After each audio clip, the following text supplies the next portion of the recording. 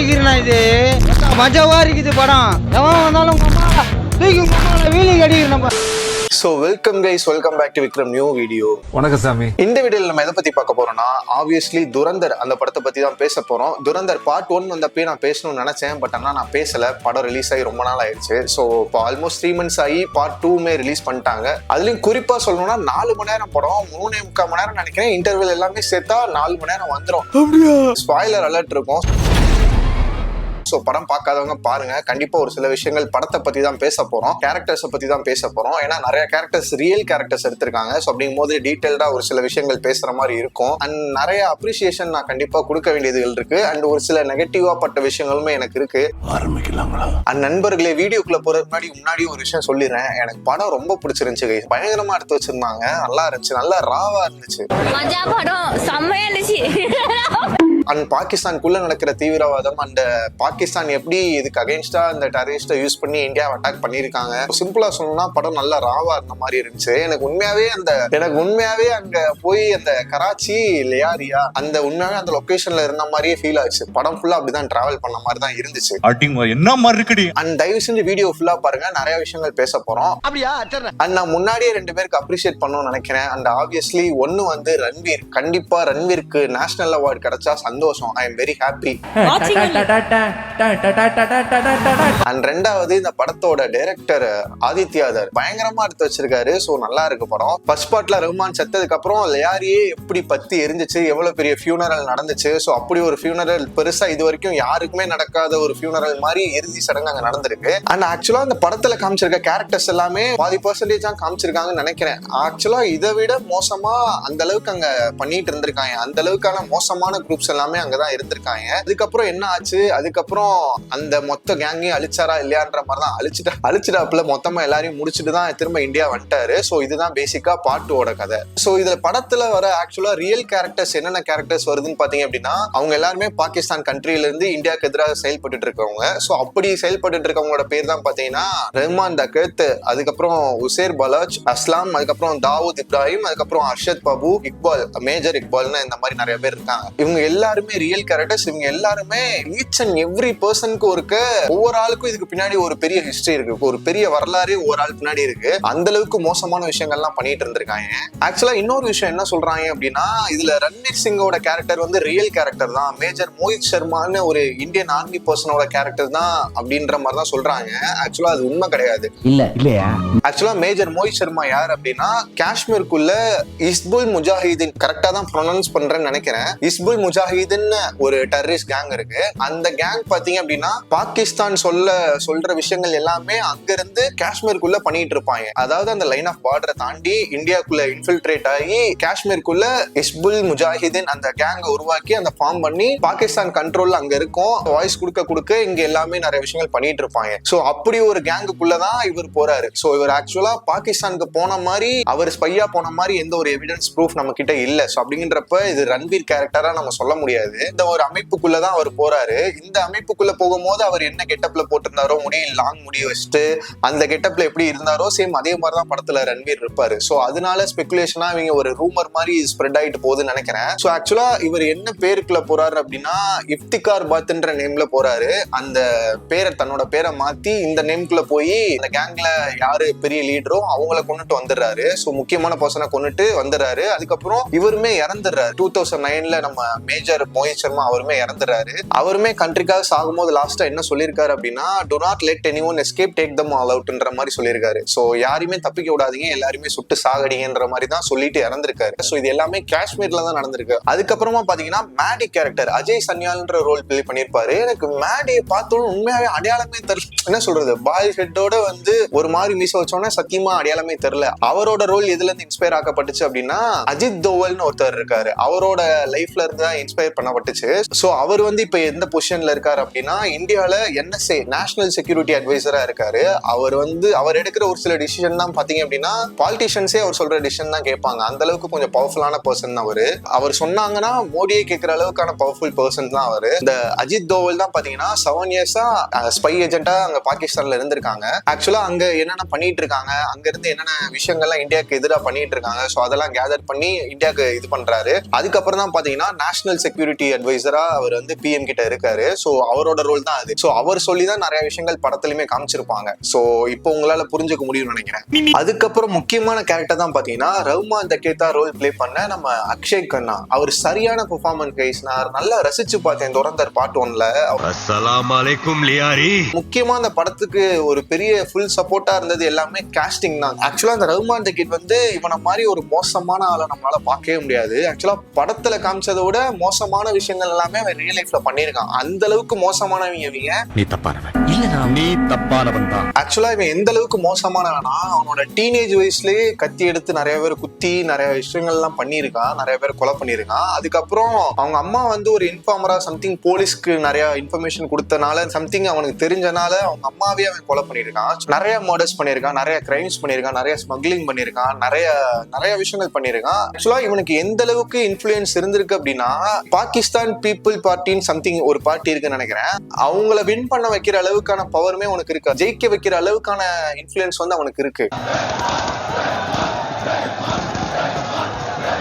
ஆக்சுவலா அந்த லியாரின்ற அந்த கேங் வார் அந்த ஏரியாக்குள்ள பாத்தீங்க அப்படின்னா, அந்த கேங் வார் நடந்தனால கிட்டத்தட்ட 3000ல இருந்து 3500 வரைக்கும் அவ்வளவு பேர் வந்து இறந்திருக்கதா வந்து சொல்லப்படுது. ஏன்னா 40 வருஷமா அந்த கேங் வார்ன்றது நடந்துட்டு இருக்கு, ரொம்ப நாளா நடந்துட்டு இருக்கு. லியாரின்றது அங்க இருக்க பாலிட்டிஷியன்ஸ் கண்ட்ரோல்ல இல்ல, இவங்க தனி கவர்மெண்ட் வந்து நடத்திட்டு இருக்காங்க. இந்த படத்திலேயே ஒரு டயலாக் வரும். அந்த டயலாக் சரியான டயலாக், நல்ல சூட்டாவும் ஆயிருக்கும். என்னன்னா, லியாரியை யார் ஆள்றாங்களோ அவங்கதான் கராச்சியை ஆளுவாங்க, கராச்சியை யார் ஆள்றாங்களோ அவங்கதான் பாகிஸ்தான் ஆள்றாங்க அப்படின்ற மாதிரி. இந்த டெரரிஸ்ட் கேங்கே பாத்தீங்க அப்படின்னா போலீஸ் கூட லிங்க்ல இருப்பாங்க, ஆர்மிஸ் கூட லிங்க்ல இருப்பாங்க, பொலிட்டீஷியன்ஸ் கூட லிங்க்ல இருப்பாங்க. இப்படி எல்லாமே அங்க இருந்திருக்காங்க.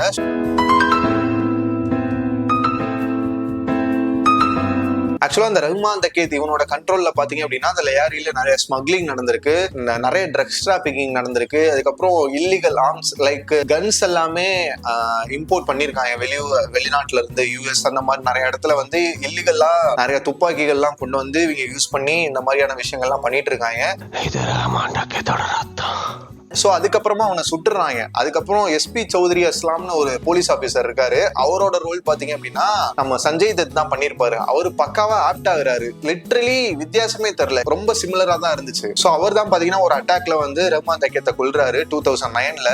அதுக்கப்புறம் கலவரம் வெடிக்குது கராச்சி, அந்த லியாரிலேயே பயங்கரமா கலவரமாகுது. ரியல்ல சொல்றேன், நான் படத்துல நடந்தது சொல்ல. ஸோ அதுக்கப்புறம் என்ன நடக்குதுன்னா, இது வரைக்கும் அவங்க யாருக்குமே இப்படி ஒரு ஃபியூனரல் நடந்ததே இல்லையா. பெரிய ஒரு இறுதி சடங்கு வந்து ரஹ்மான் தக்கேத்துக்கு நடந்துச்சான். சஞ்சய் தத் ரோல் பிளே பண்ணார் இல்லையா, அவர் வந்து இந்த படத்துல வந்து கார் மூலமா அந்த வெடிச்சு சாகுற மாதிரி தான் காமிச்சிருப்பாங்க. ஆக்சுவலா அதுதான் உண்மையாவே அப்படிதான் இறந்திருக்காரு. அந்த போலீஸ் ஆபீசர் ரஹ்மான் தக்கேத்தை யாரு கொன்னாங்களோ, அந்த மோசமான ஆளை யார் எந்த போலீஸ் ஆபீசர் கொன்னாங்களோ, லிட்டரலி லைக் இந்த மனித வெடிகுண்டா போய் ஒரு இடத்துல சாவாங்க தெரியுமா, இந்த சூசைட் கார் பாம்பிங் மாதிரி. அந்த கார் ஃபுல்லா பாம்பு செட் பண்ணிட்டு கார் ஃபுல்லா பாம்பு இருக்கு அப்படின்னா, அவரோட கார் ஆப்போசிட்ல இருக்கு அப்படின்னா நேரா போய் கிராஷ் பண்ணிட்டோம்னா கண்டிப்பா இந்த கார் வெடிச்சுன்னா ஆப்போசிட்ல இருக்க கார் வெடிச்சிடும். ஆப்போசிட்லயும் சரி இடிச்சவங்களும் சரி 2 பேருமே இறந்துருவாங்க. சோ அவரோட டெத் ஆக்சுவலா அப்படிதான் இருக்கு. ஆக்சுவலா இந்த படத்துல வந்து ரன்வீர் வந்து இன்னொரு கேங் கூட சேர்ந்து இந்த கார் ஆக்சிடென்ட், அதாவது இந்த எஸ்பி அஸ்லாம் கார் ஆக்சிடென்ட் மூலமா கொன்ன மாதிரி காமிச்சிருப்பாங்க. ஆனா ரியல் லைஃப்ல அந்த அஸ்லாம், அந்த எஸ்பி அஸ்லாம் அந்த போலீஸ் ஆபீசர் எப்படி இறந்திருக்காரு அப்படின்னா, தாலிபான் கேங் இருக்காங்க பாகிஸ்தான்ல இருக்கிற அந்த ஒரு தீவிரவாத கேங் வந்து இதுக்கு அவங்களே அக்செப்ட் பண்ணிருக்காங்க. எங்களோட அமைப்புல இருக்கவங்கள இந்த மாதிரி அவர் வந்து கொண்டிருக்காரு, அதுக்கு பழி வாங்குற விதமா தான் நாங்க அவங்களை கொன்னோம் அப்படின்ற மாதிரி அவங்களே வந்து இதை அக்செப்ட் பண்ணிக்கிட்டாங்க லேட்டர் பீரியட்ல அப்படின்ற மாதிரி தான் சொல்லப்படுது. இந்த டிமானிட்டைசேஷனை காமிச்ச விஷயம் தான் இப்ப பெரிய டிபேட்டா போய் நிறைய பேர் போட்டு அடிச்சிட்டு இருக்காங்க. இந்த டிமானிட்டைசேஷன் வந்து நம்ம ஊர்ல வந்து எதுக்காக பண்ணாங்க அப்படின்னா, மோஸ்ட் அந்த பிளாக் மணி இருக்கிறனால, நிறைய பேர் கரப்ஷன் பண்ணிருக்கனால, சோ ஊழல் நடக்கிறதுனால இதனாலதான் பண்ணிருப்பாங்க அப்படின்றனாலதான் 500 1000 நோட்டு வந்து 2000 நோட்டு எல்லாமே இதனாலதான் தடை பண்றோம் அப்படின்ற மாதிரி, இதுக்கு பதிலா வேற நோட் நம்ம ஊர்ல இருந்து அடிக்கிறோம்ன்ற மாதிரி சொல்லியிருப்பாங்க. அப்புறம் முக்கியமான ரீசன் வந்து இந்த டிஜிட்டல் டிரான்சாக்ஷன் இருக்கணும், யூபிஐ மூலமா போன்பே ஜிபே மூலமா டிரான்சாக்ஷன் பண்ணிக்கலாம், கேஷ்லெஸ் டிரான்சாக்ஷன் இருக்கணும், அதை ஸ்ப்ரெட் பண்ணுன்றதுக்கான மேஜரான ரீசனா தான் இந்த டிமானிட்டைசேஷன் வந்து இருந்துச்சு. ஆக்சுவலா கொஞ்சம் செக் பண்ணி போய் பார்க்கும் போது கவுண்டர்ஃபிட் கரன்சி வந்து இருக்குன்ற மாதிரி தான் நம்மளால பார்க்க முடியுது. நான் கொஞ்சம் போய் நியூஸ் பார்க்கும் போது கொஞ்சம் சம்திங் இந்த ஒரு சில ஆர்டிகல்ஸ் எல்லாம் பார்க்கும் போது லிட்டரலி அதே மாதிரி தான் போட்டிருக்காங்க. ஃபேக் கரன்சிஸ் வந்து சர்க்குலேட் ஆகுது மற்ற கண்ட்ரிஸ் மூலமா.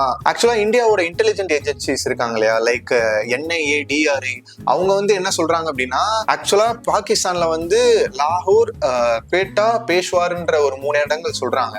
அந்த 3 இடத்துல உண்மையாவே பிரிண்டிங் லொகேஷன்ஸ் வந்து இருந்திருக்கு. சோ அந்த மாதிரி கவுண்டர்ஃபிட் கரன்சி வந்து இந்தியாவோட கரன்சியை ஃபேக் கரன்சி சர்க்குலேட் பண்றதுக்கு அங்க வந்து தயாரிச்சுட்டு இருந்திருக்காங்க. ஆக்சுவலா இதை தான் படத்துல கன்வே பண்ணிருக்காங்கன்னு நினைக்கிறேன். ஆனா இதுக்குதான் இப்ப பெரிய கிரிட்டிசமா நிறைய பேர் வந்து வச்சிட்டு இருக்காங்க. அண்ட் மோடியுமே something enemies from across the பார்டர்ன்ற மாதிரி like terrorist from across the border வந்து இந்த மாதிரி ஃபேக் கரன்சிஸ் வந்து இந்தியாவுக்குள்ள சர்க்குலேட் பண்ணிட்டு இருக்காங்க. சோ அதை தடுக்கிறதுக்கான ஒரு விதமா தான்.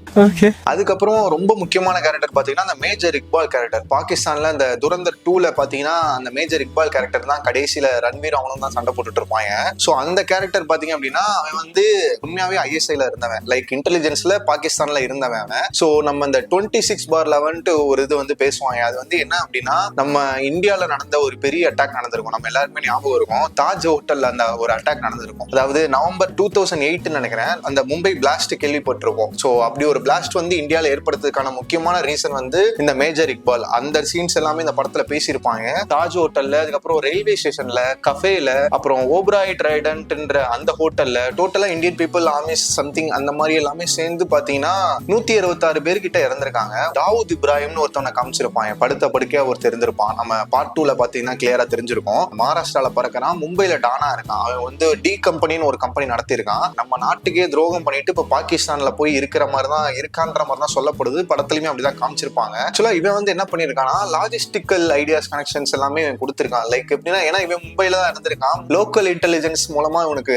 கேங் இருக்கும் இல்லையா, இவனுக்குன்னு கீழே ஒரு ஆள்கள் இருப்பாங்க இல்லையா. சோ அப்படின்றப்ப இவன் மும்பைல இருக்காங்க போது நிறைய டீடைல்ஸ் இவனுக்கு தெரிஞ்சிருக்கும். சோ அது மூலமா இந்த ISI இக்பால், அதுக்கப்புறம் இந்த லக்ஷரி தைபா எல்லாமே ஸ்மக்லிங் ரூட்டா பார்த்து இந்த மாதிரியான அட்டாக்ஸ் எல்லாமே பண்ணிருக்காங்க. சோ இவனோட இன்ஃபுளுன்ஸுமே இந்த மும்பை அட்டாக்ல இருந்திருக்குதா சொல்லப்படுது. சோ இந்த அளவுக்கான மோசமான விஷயங்கள் எல்லாமே இந்த மேஜர் இக்பால், இந்த தாவூத் இப்ராஹிம் எல்லாமே பண்ணிருக்காங்க. மியூசிக் கைஸ், படத்தோட மியூசிக் வந்து அவ்வளவு சூப்பரா இருக்கு.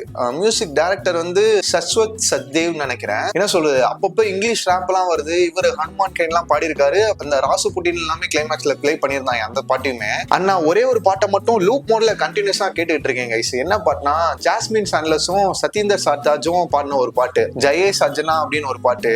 சோ அந்த பாட்டு அவ்வளவு தூரம் நல்லா இருந்துச்சு. ஆக்சுவலா இந்த மியூசிக் டைரக்டர் வந்து சஸ்வத் வந்து ஒரு அண்டர்ரேட்டட் மியூசிக் டைரக்டர் மாதிரி தான். ஏன்னா சோ படத்துல வந்து முக்கியமான பிளஸ் என்ன பொறுத்தளவு மியூசிக் பிளே பண்ணிருக்கு நான் சொல்லுவேன். அங்க நிக்கிற நீ கை கொடு இது கை இல்லையா ஒளியா. ஐயோ. அண்ட் இன்னொரு விஷயம், முக்கியமான விஷயம் என்னன்னா, படத்துல இந்த VFX XFX அந்த சவுண்ட் எல்லாமே நல்லா இருந்துச்சு நண்பர்களே. VFXமே பாத்தீங்கன்னா நல்லா இருந்துச்சு. ஏன்னா அந்த பாம் பிளாஸ்ட் ஆகுறது, அந்த குண்டு வெடிக்கிறது, அதுக்கப்புறம் கடைசியில அந்த கிளைமேக்ஸ்ல அந்த கெரோசின் வச்சு அந்த இவனை கொல்றது, அது எல்லாமே அந்த அளவுக்கு அந்த எக்ஸ்ப்ளோஷன் சீன்ஸ் எல்லாமே நல்லா இருந்துச்சு. அந்த அளவுக்கு VFX எல்லாமே விஷுவலி பார்க்கும்போது நல்லா இருந்துச்சு. படம் ஃபுல்லா என்ன சொல்றது, தலையை வெட்டுறாங்க, காலை வெட்டுறாங்க, சுட்டு தாக்கிட்டே இருக்காங்க, ஃபுல்லா ரத்தம் தெறிக்க பண்ணிட்டு இருக்காங்க.